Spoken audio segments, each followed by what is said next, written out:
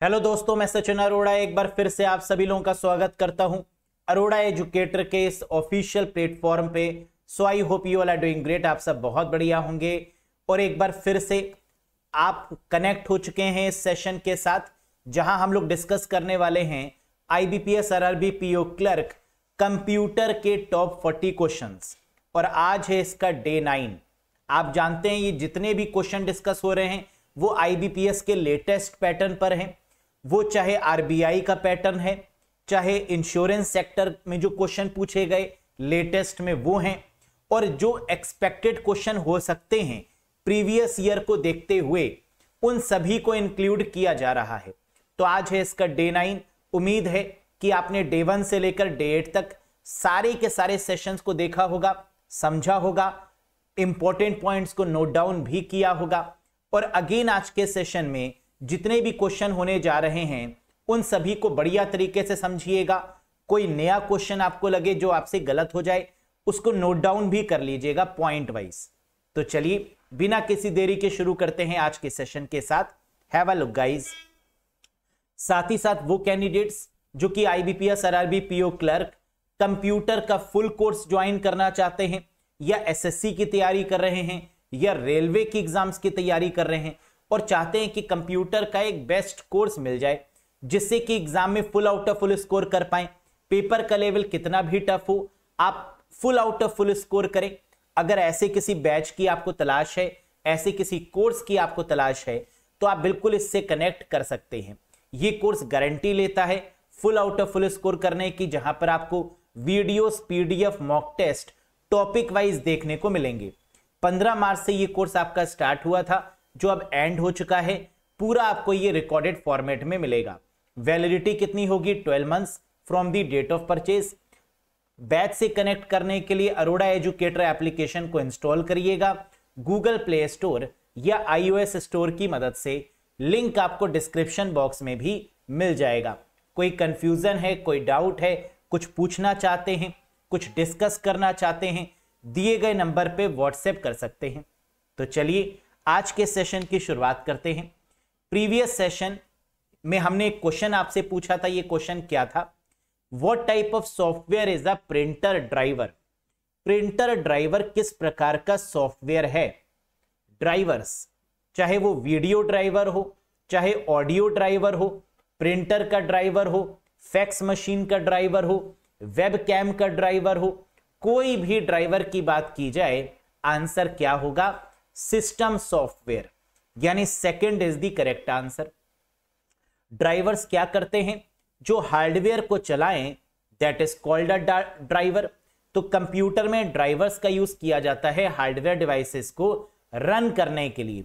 तो system software में आपका ऑपरेटिंग सिस्टम, जितने भी आपके ड्राइवर्स हैं, कंपाइलर, इंटरप्रेटर, असेंबलर, ये सब काउंट किया जाता है। एप्लीकेशन सॉफ्टवेयर आप जानते हैं, MS Word, Excel, PowerPoint, browser, VLC media player, ये सब आपके एप्लीकेशन सॉफ्टवेयर होंगे जिनका यूज आप डेली लाइफ में करते हैं। यूटिलिटी सॉफ्टवेयर वो होते हैं जो कंप्यूटर की परफॉर्मेंस या स्पीड को इंक्रीज करते हैं। Disk cleanup, disk defragmentation, disk compression, ये सब आपके यूटिलिटी सॉफ्टवेयर में आएंगे। और एंटीवायरस भी आपका यूटिलिटी सॉफ्टवेयर है, क्योंकि ये भी कंप्यूटर की स्पीड को क्या करता है? इंक्रीज करता है। ऑल ऑफ दीज होगा नहीं, नन ऑफ दीज हो नहीं सकता। नेक्स्ट, अब यहां पर पहला क्वेश्चन आज के सेशन का आ चुका है। पढ़िए और बताइए जरा आंसर क्या होगा। This type of software is designed for users who want to customize the program they use. इस प्रकार का सॉफ्टवेयर उन उपयोगकर्ताओं के लिए डिजाइन किया गया है जो अपने द्वारा उपयोग किए जाने वाले प्रोग्राम को अनुकूलित करना चाहते हैं, यानी कस्टमाइज करना चाहते हैं सॉफ्टवेयर्स को, प्रोग्राम्स को। सपोज करिए कि आप एक ऐसा सॉफ्टवेयर चाहते हैं जिसको आप खुद कस्टमाइज करें, जिसको आप खुद अपने अकॉर्डिंग चेंज कर पाए।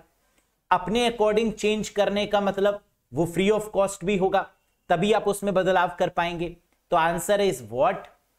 Answer is open source software. तो जब कभी भी क्वेश्चन में दिया जाए कि अपने अकॉर्डिंग कस्टमाइज कर सकते हैं।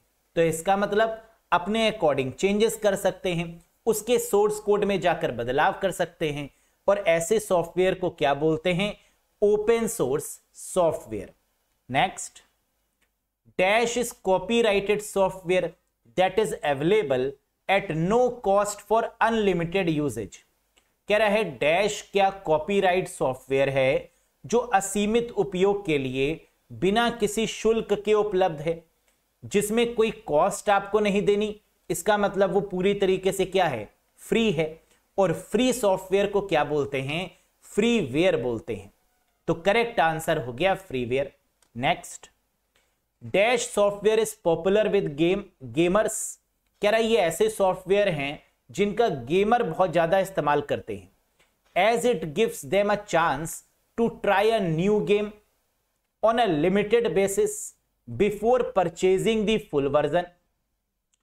डैश सॉफ्टवेयर गेमर्स के बीच लोकप्रिय है क्योंकि ये उन्हें पूर्ण संस्करण खरीदने से पहले सीमित आधार पर एक नया गेम आजमाने का मौका देते हैं, ट्रायल करने का मौका देते हैं। तो ऐसे सॉफ्टवेयर जिनका ओरिजिनल वर्जन परचेस करने से पहले ट्रायल का मौका आपको मिलता है, ऐसे सॉफ्टवेयर्स को क्या बोलते हैं? ट्रायलवेयर या शेयरवेयर। तो करेक्ट आंसर हो जाएगा option number 1, that is shareware. जिनको आप 7 दिन 15 दिन के लिए फ्री में यूज करिए और उसके बाद वो आपसे पेमेंट मांगेगा, तो ऐसे ट्रायल बेसिस पर यूज होने वाले सॉफ्टवेयर क्या होते हैं? शेयरवेयर होते हैं। Next, a program called a dash released in 1975 is generally considered the world's first example of a Trojan attack. Trojan attack क्या होता है? जो देखने में यूजफुल लगे लेकिन हो नहीं, that pretend to be useful but actually not is called a Trojan horse या ट्रोजन अटैक। कह रहे हैं दुनिया का पहला ट्रोजन अटैक कौन सा था? 1975 में जारी डैश नामक सॉफ्टवेयर को आमतौर पर ट्रोजन हमले का दुनिया का पहला उदाहरण माना जाता है। AIDS Trojan, PC Cyborg, I love you, Creeper या एनिमल। एड्स ट्रोजन और पीसी साइबॉर्ग ये पहले रैंसमवेयर हैं। अगर एग्जाम में पूछा जाए कि रैंसमवेयर पहले कौन से हैं, तो एड्स ट्रोजन जिसका नाम क्या है? PC cyborg. तो इसको एड्स ट्रोजन भी बोलते हैं और पीसी साइबॉर्ग भी बोलते हैं। दुनिया का पहला रैंसमवेयर ये दोनों हैं, एक ही नाम से जाना जाता है, चाहे एड्स ट्रोजन कह लीजिए चाहे पीसी साइबॉर्ग कह लीजिए। आई लव यू तो ये है नहीं। क्रीपर पहला वायरस है, पहले वायरस की बात भी नहीं हो रही है। Animal, yes that is the correct answer, यानी 5th बनेगा बिल्कुल सही जवाब। क्यों? क्योंकि एनिमल क्या है? ये पहला ट्रोजन अटैक है या पहला Trojan horse attack, that is called animal.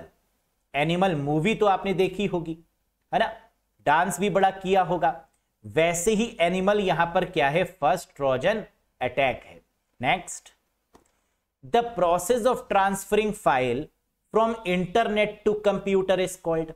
Internet से कंप्यूटर में फाइलों को ट्रांसफर करने की प्रक्रिया या स्थानांतरित करने की प्रक्रिया को क्या बोलते हैं?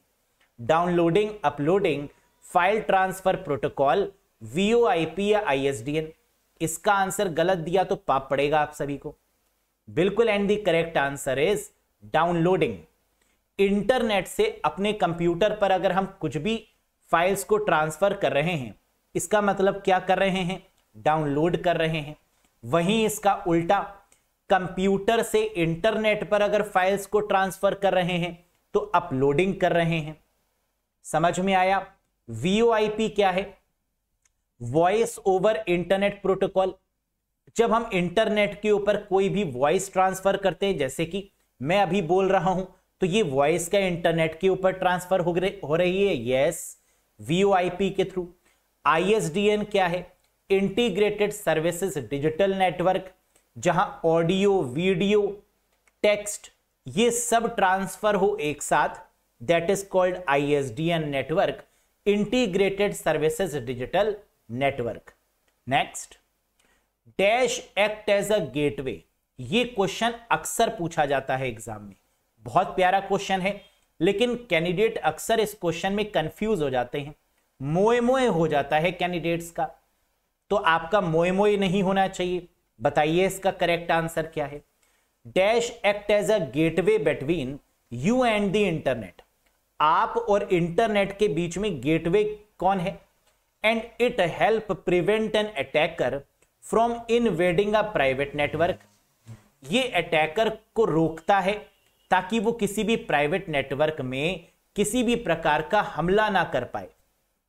डैश आपके और इंटरनेट के बीच प्रवेश द्वार के रूप में कार्य करता है और यह किसी हमलावर के निजी नेटवर्क पर आक्रमण करने से रोकने में मदद करता है। क्या है? राउटर, हब, फायरवॉल, वीपीएन या प्रॉक्सी सर्वर। पहली लाइन से हमें आंसर मिल गया। Dash act as a gateway, gateway के तरीके से कौन एक्ट करता है? Proxy server act as a gateway. Proxy server ही गेटवे के तरीके से एक्ट करता है, जो हमारे और इंटरनेट के बीच में, सर्वर के बीच में एक प्रॉक्सी सर्वर के रूप में काम करता है, ताकि अगर कोई अटैक हो रहा है तो प्रॉक्सी सर्वर पे हो। और ये एक्चुअल सर्वर तो होता नहीं, एक डमी सर्वर होता है जो प्रोटेक्ट करता है एक्चुअल सर्वर को। That is called a proxy server. Clear? Very good. Next, by default on which page the header और the footer is printed in MS word 365। Default रूप से MS वर्ड 365 में शीर्ष लेख या पाद लेख किस पृष्ठ पर मुद्रित होते हैं? फर्स्ट पेज पर, ऑल्टरनेट पेज पर, एवरी पेज पर, ऑल ऑफ दीज या नन ऑफ दीज, या आता है बताएंगे नहीं? बिल्कुल, and the correct answer is on every page. Header और फुटर MS वर्ड में किसी भी वर्जन में पूछा जाए तो आंसर क्या होगा? हर एक पेज पर बाय डिफॉल्ट अवेलेबल होता है। हेडर और footer is printed on MS word on every page, यानी correct answer is option number 3। Next, a block of text automatically added to the end of an outgoing email is called. आसान सा question, हलवा question. Outgoing email के अंत में स्वचालित रूप से जोड़े गए टेक्स्ट के ब्लॉक को क्या कहा जाता है? मेल के जो लास्ट में जोड़ा जाता है उसे सिग्नेचर बोला जाता है। सर, सिग्नेचर का मतलब, जैसे अगर आप किसी कंपनी में जॉब कर रहे हैं तो आपको हर एक मेल के बाद में रिगार्ड्स में अपने बारे में लिखना होता है, लेकिन अगर ये आप ऑटोमेटिकली सेटिंग में जाकर, सिग्नेचर में जाकर लिख दें अपना phone number, mobile number, website, email और एड्रेस, तो रिगार्ड्स में बार बार आपको ये चीजें लिखने की रिक्वायरमेंट नहीं है।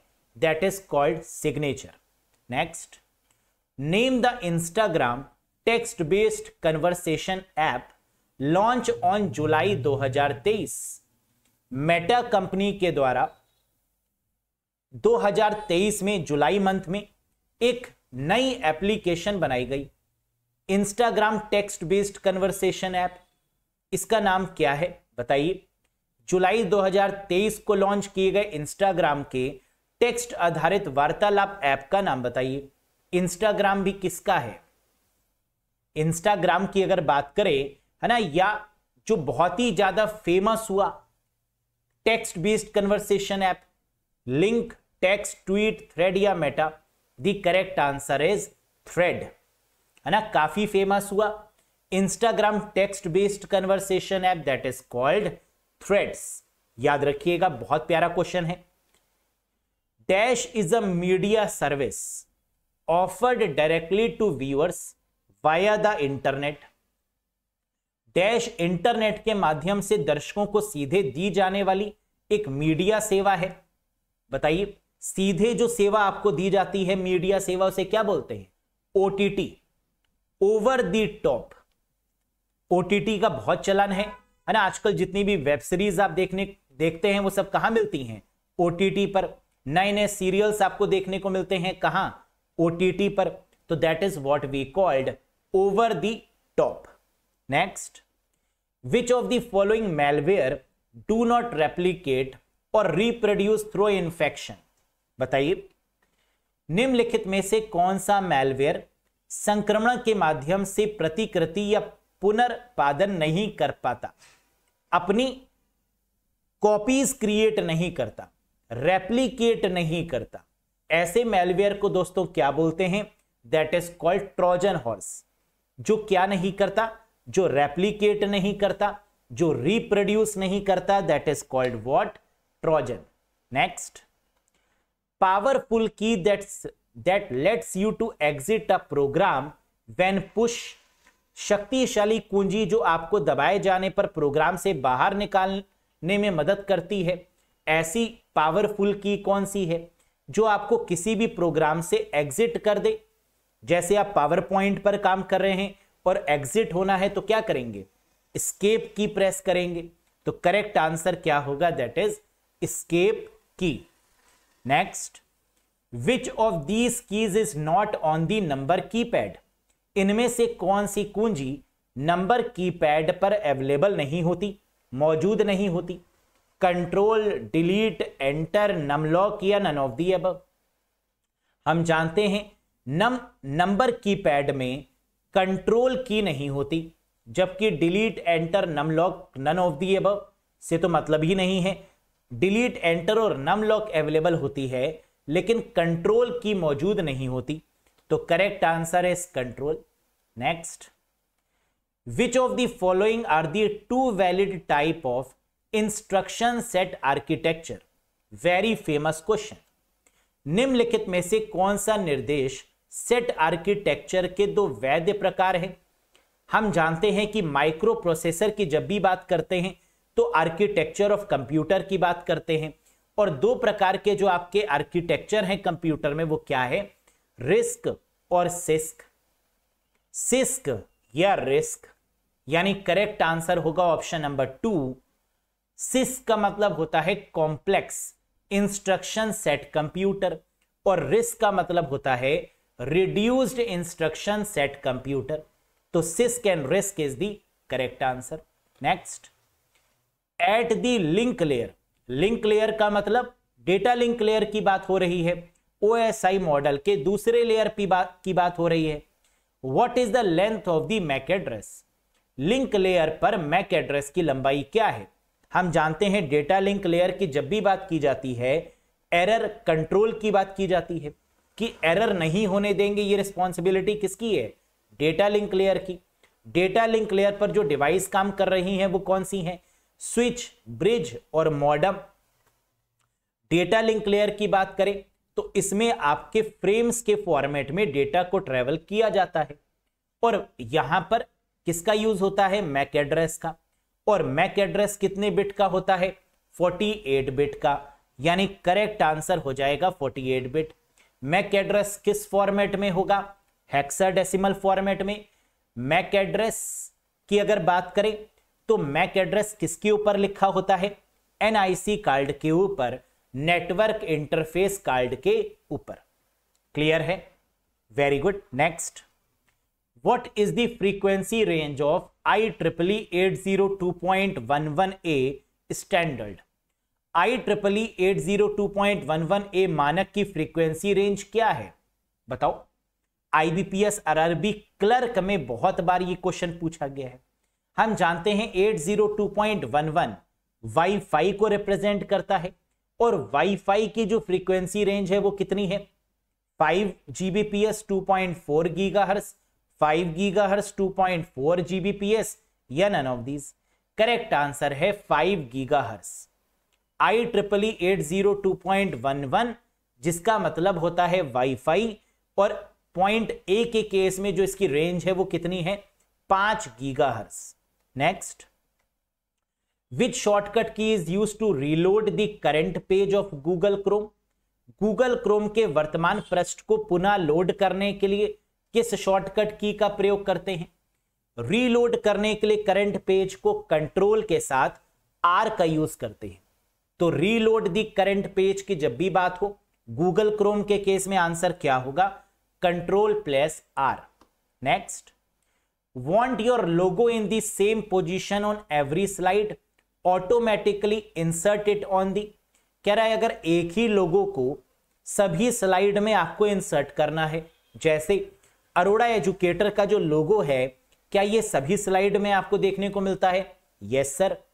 तो ये कैसे इंसर्ट किया गया, किसके द्वारा इंसर्ट किया गया कि एक जगह पर इंसर्ट हो जाए तो सब जगह पर रिफ्लेक्ट हो? That is with the help of slide master. यानी करेक्ट आंसर होगा ऑप्शन नंबर 3, स्लाइड मास्टर। जो भी आप स्लाइड मास्टर में इंसर्ट करते हैं एक जगह पर, वो सभी जगह पर डिस्प्ले होगा। That is called slide master. Next, the memory is located very close to the CPU. वह मेमोरी जो सीपीयू के बहुत करीब स्थित है उसे क्या बोलते हैं?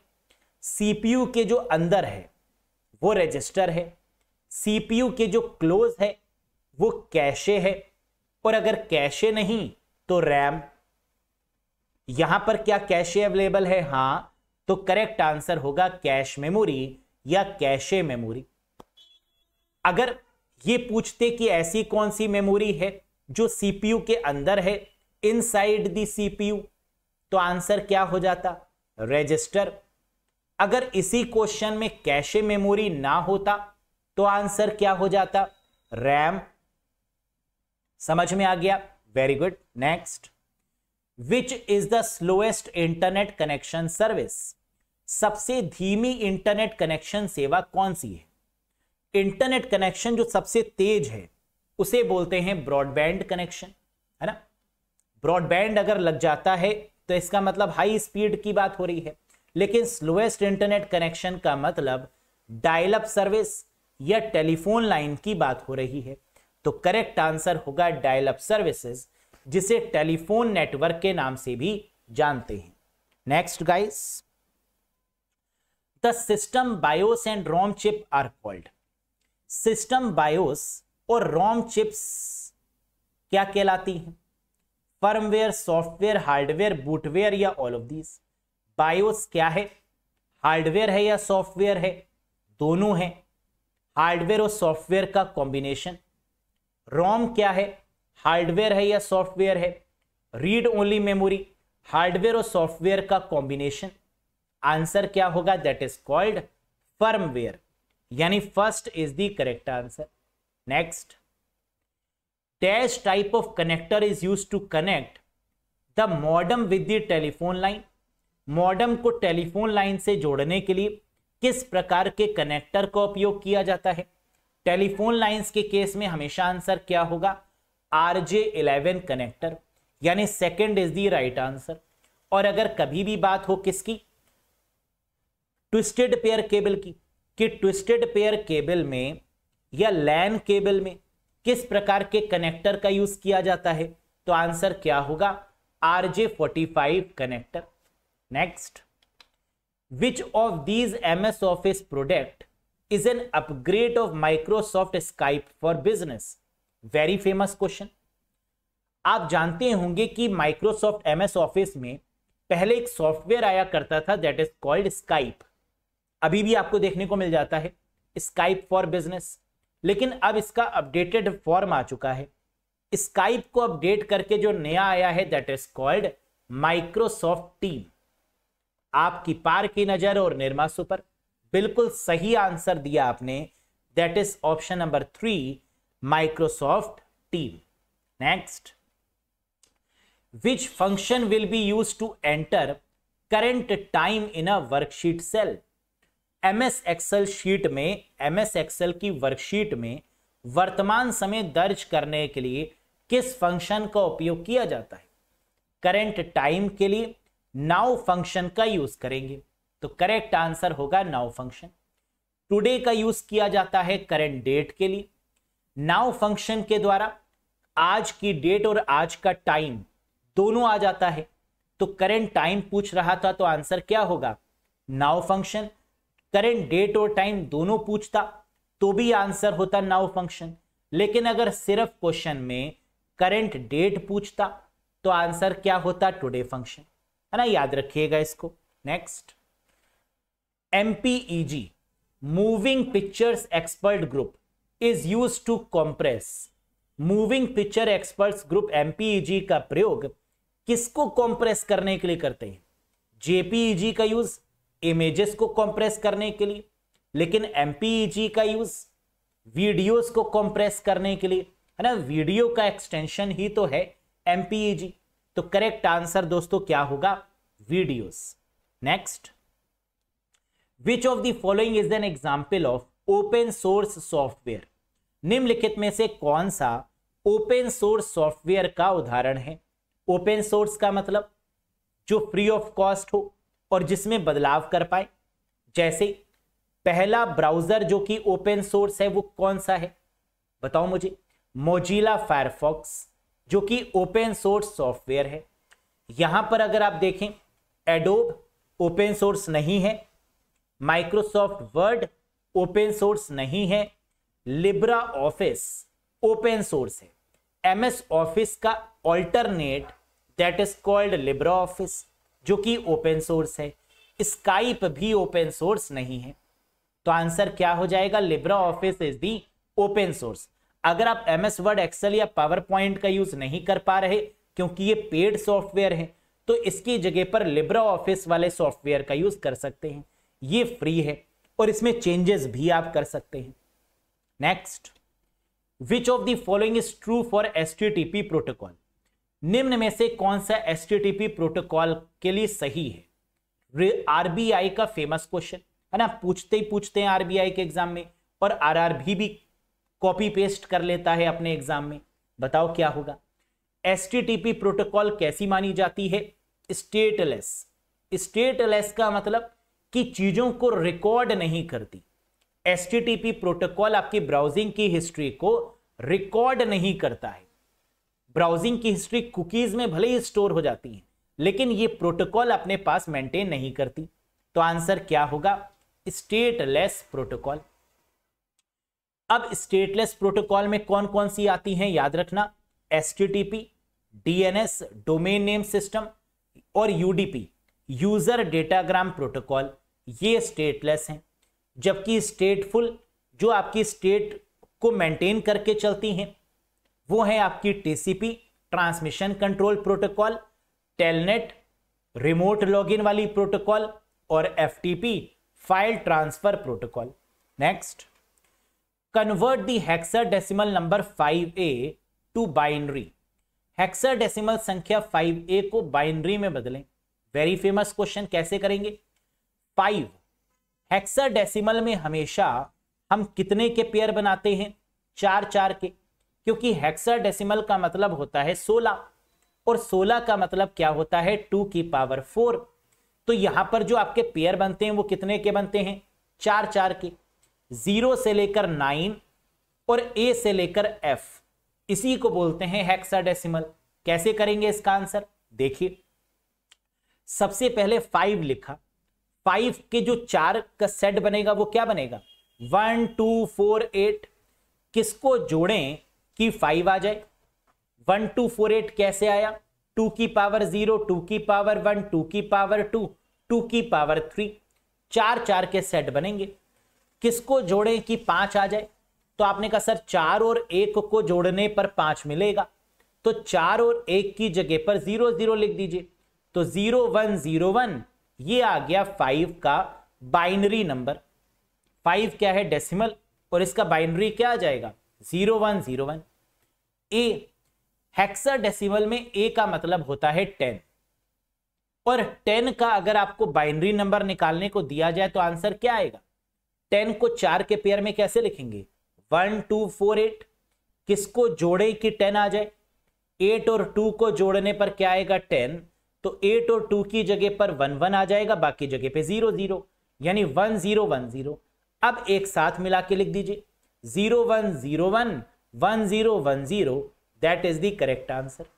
नेक्स्ट, तो ये बन जाएगा आपका क्या?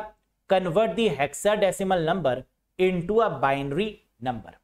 Next, which of the following shortcut to add a new row given above a given row in MS Excel 365? बताइए, MS Excel 365 में दी गई पंक्ति के ऊपर एक नई पंक्ति जोड़ने के लिए निम्न में से कौन सा शॉर्टकट की यूज करेंगे?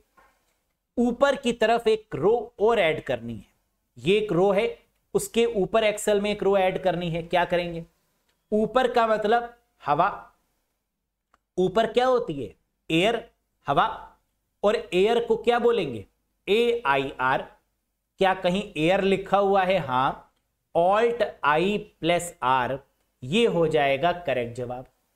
तो इसको याद करने का तरीका है, न्यू रो अगर ऊपर जोड़नी है, इसका मतलब ऊपर मतलब हवा, AIR एयर, ए का मतलब alt, I+R। Next, in spreadsheet letters are used to represent. Spreadsheet में अक्षरों का प्रतिनिधित्व करने के लिए किसका यूज करते हैं? लेटर्स यानी ABCD, और ABCD का मतलब कॉलम्स। आंसर क्या बन जाएगा? कॉलम्स। 1 2 3 4 मतलब रोज, नंबर्स, तो नंबर्स को रिप्रेजेंट करती है रोज, जबकि अल्फाबेट को रिप्रेजेंट करती हैं columns. Next, once the email is sent the message is broken into pieces called.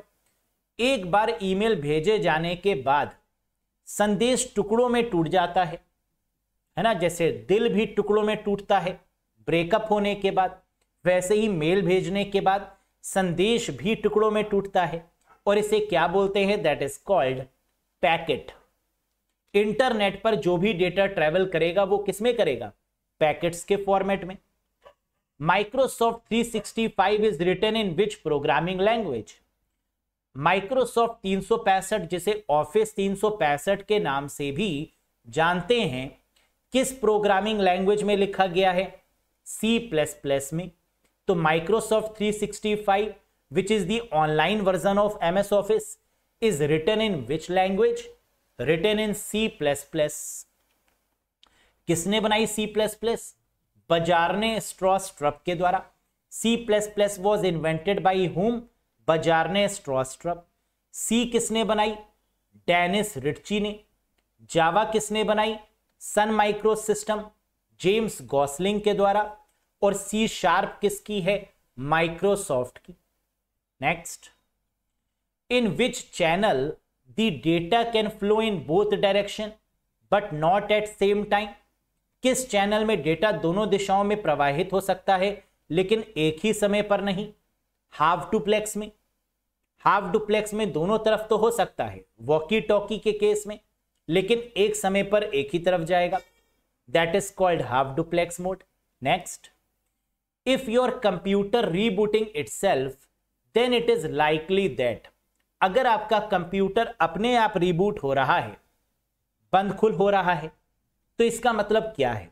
यदि आपका कंप्यूटर खुद को रीबूट कर रहा है तो इसकी संभावना क्या है? इट हैज अ वायरस, इसमें वायरस आ चुका है। It does not have enough memory, उसमें मेमोरी जितनी होनी चाहिए उतनी नहीं है। There has been a power search, power fluctuation है। ऑल ऑफ दीज या none of these?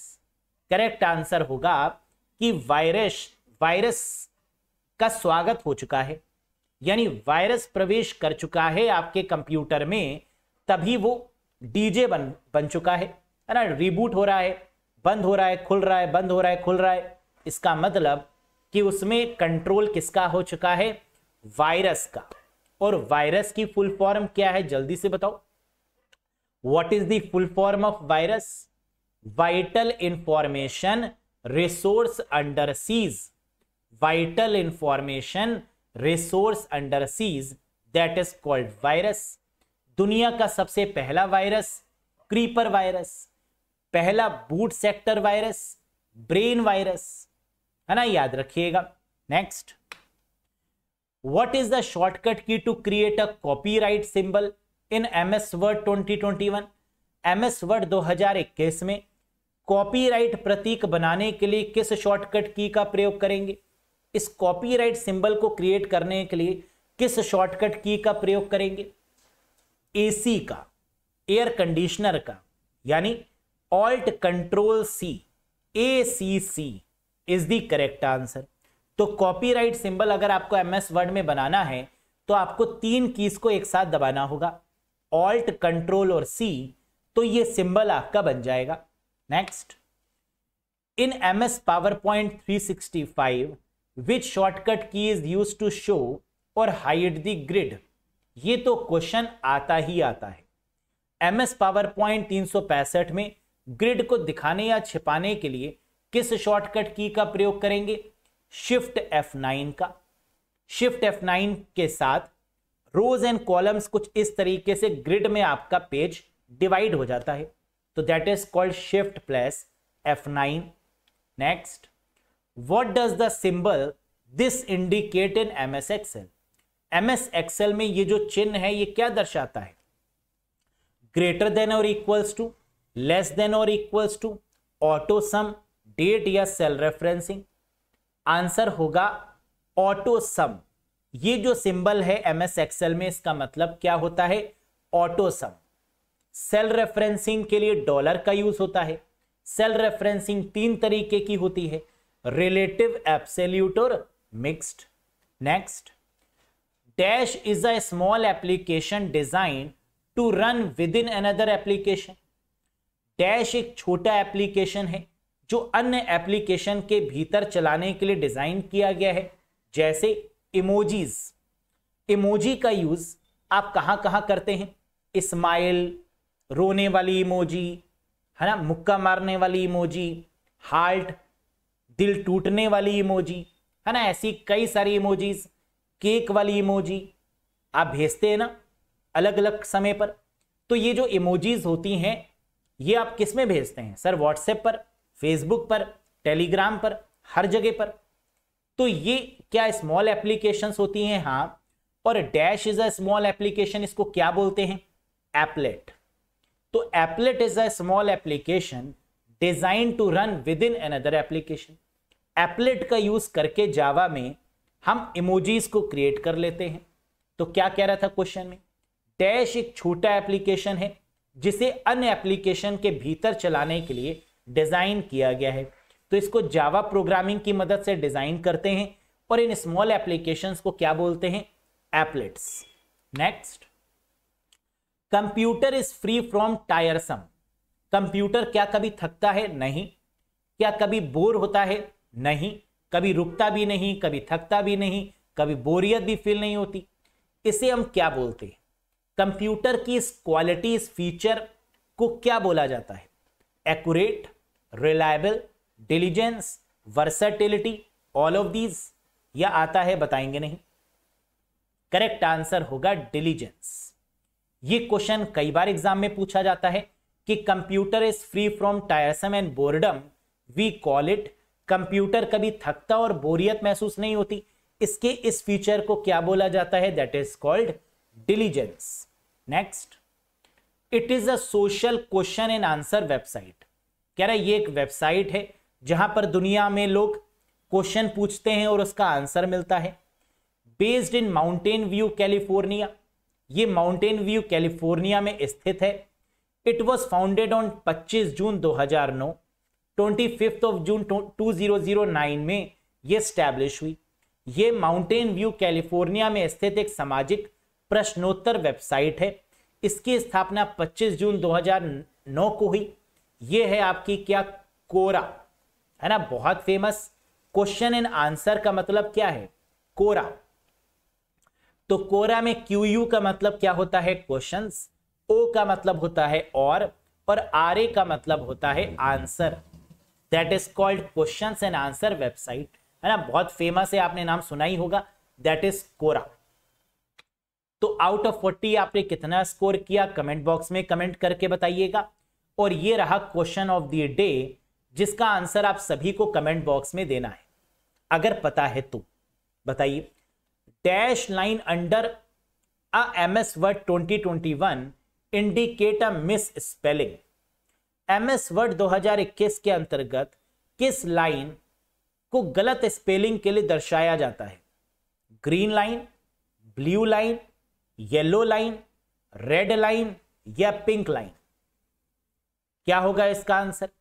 Basically MS word में ग्रीन लाइन का यूज किया जाता है, ब्लू लाइन का यूज किया जाता है और रेड लाइन का यूज किया जाता है। ग्रीन लाइन का यूज क्यों करते हैं, ब्लू लाइन का यूज कब करते हैं और रेड लाइन का इस्तेमाल कब किया जाता है? कमेंट बॉक्स में कमेंट करके बताइएगा इसका आंसर क्या है और रेड, ब्लू और ग्रीन लाइन का यूज कब कब करते हैं इसके बारे में भी बताइएगा। सेशन कैसा लगा, पसंद आया हो तो लाइक कर दीजिएगा, चैनल पर नए हो तो सब्सक्राइब कर दीजिएगा, और अगर चाहते हैं कंप्यूटर का basic to advance full course तो ज्वाइन कर लीजिएगा, अरोड़ा एजुकेटर एप्लीकेशन को इंस्टॉल कर लीजिएगा और उसके बाद में इस कोर्स को ज्वाइन कर लीजिएगा। कोई कंफ्यूजन है, कोई डाउट है, व्हाट्सएप नंबर पे व्हाट्सएप कर दीजिएगा, मैसेज कर दीजिएगा कोर्स के रिगार्डिंग। अगर कोई क्वेश्चन में कोई डाउट है तो कमेंट सेक्शन में कमेंट करके पूछ लीजिएगा। मिलेंगे बहुत जल्द एक बार फिर से बेस्ट 40 क्वेश्चंस के साथ। उम्मीद है कि इन सेशंस की मदद से आपका कॉन्फिडेंस इंक्रीज हो रहा होगा और अब लग रहा होगा कि कंप्यूटर में बेटर स्कोर कर पाएंगे। यस, तो इसी तरीके से प्रिपरेशन चलती रहेगी और बेस्ट 40 क्वेश्चंस हम आपको डिस्कस करते रहेंगे ताकि आप एग्जामिनेशन में प्रो लेवल की नॉलेज लेकर जाएं। That's all for today guys. बहुत जल्द मिलेंगे नेक्स्ट सेशन में। Till then bye bye and take care guys. Thank you very much.